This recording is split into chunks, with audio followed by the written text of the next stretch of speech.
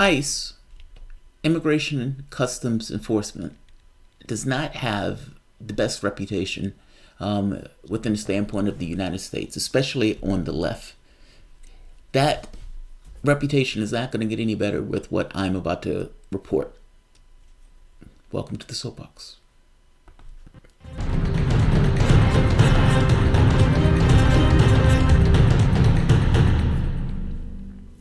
My name is Jamarl Thomas, and this is a late night edition of the Soapbox. When real men can't sleep, real men tend to do the news, so here I am doing the news. I came across this story, and this story was rather disturbing.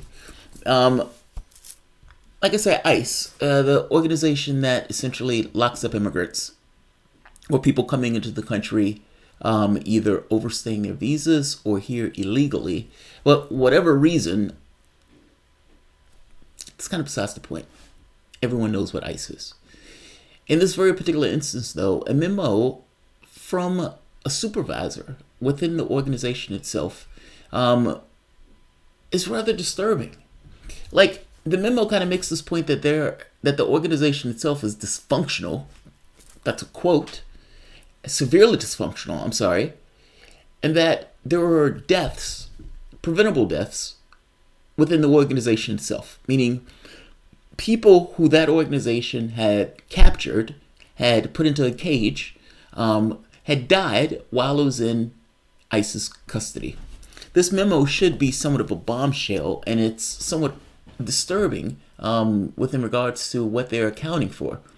In one case, the person died because they didn't have access to their medication. In another case, a person died because, they committed suicide.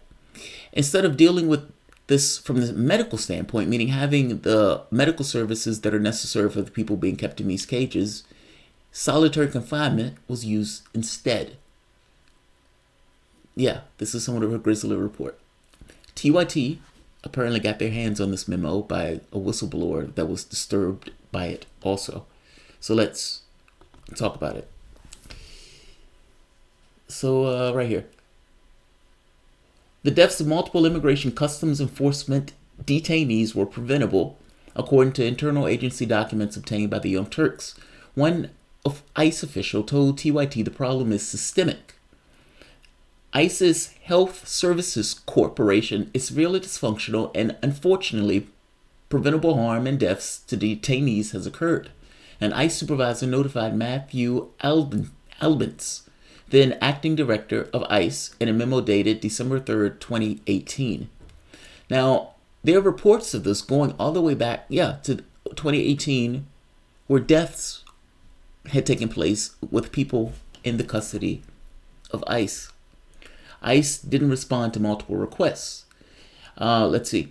The memo obtained by TYT bearing the subject line "Urgent Matter" was written by a supervisor at ICE's IHSC. It details over a dozen cases in which ICE allegedly failed to provide its detainees with proper medical care, including 3 that resulted in fatalities.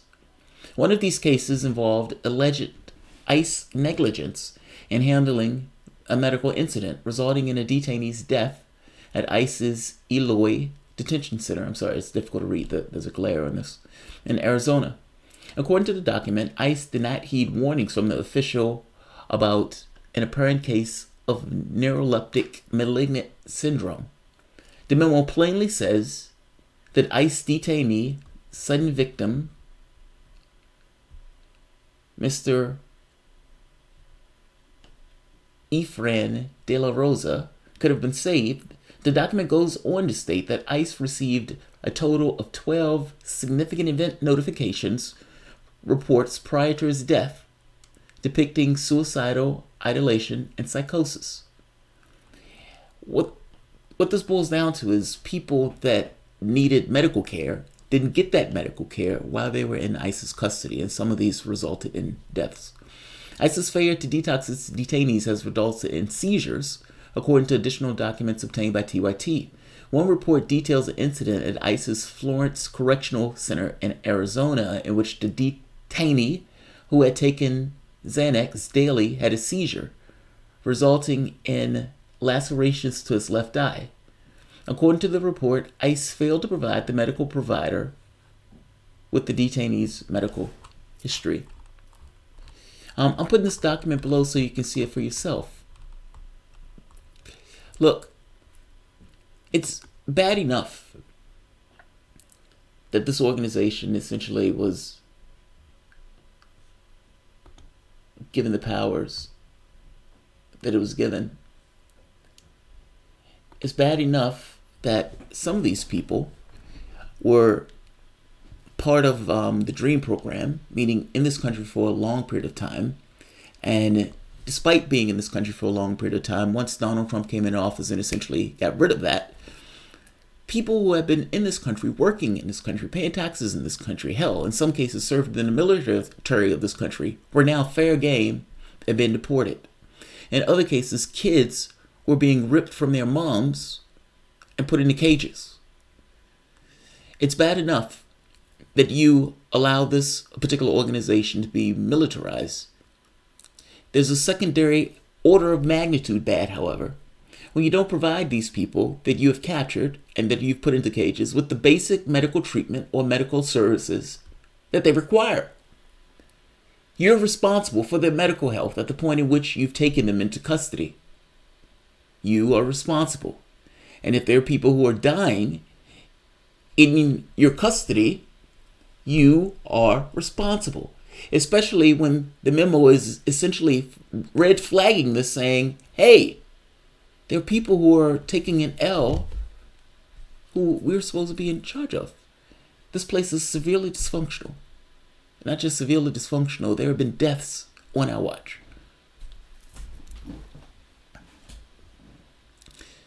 Yeah, there needs to be changes associated with ICE. People should not be dying in the custody of America. Meaning, even if you're going to take this policy, I completely disagree with the policy, but at the very least, you have to take care of the people who are in your ward. There have been other reports of children being molested.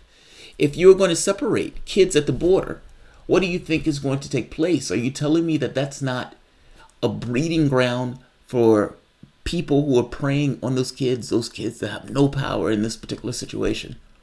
I'm saying that you create an order of magnitude of problems when you go down this particular political strategy. Obama deported 3 million people out of this country. That number is magnificent. It is massive. It's untouched by any of the presidents, Republican or Democrat. Donald Trump, however, but Obama would have never been called racist. Donald Trump comes in office, however, doesn't do as well, but there's a certain bend to the way he goes about his foreign policy on this issue. The moment that you have a president that starts his campaign saying Mexicans are rapists and drug dealers, you get a certain perspective of the person who's running in that election. Get a certain perspective. My point is this. If you're going to take a political strategy like this, then there are certain consequences of that political strategy. One of those consequences is you're going to house a lot of people. You need to have a way of housing these people, and you have to have a way of providing these people with basic medical services. Those things need to be worked out. Those are logistics. If people are dying in your custody, then that's a big problem, and that problem is to some degree your fault because you started with this political strategy. Not to mention the places that houses them. Not to mention the perspective that you give to the people who are working in this industry. Yeah, this is problematic all around. I just wanted to flag the story. I'm putting it at the bottom so you can see it for yourself. People are apparently dying in our custody in the cages that we're putting them in. I'll leave it here. Thanks all.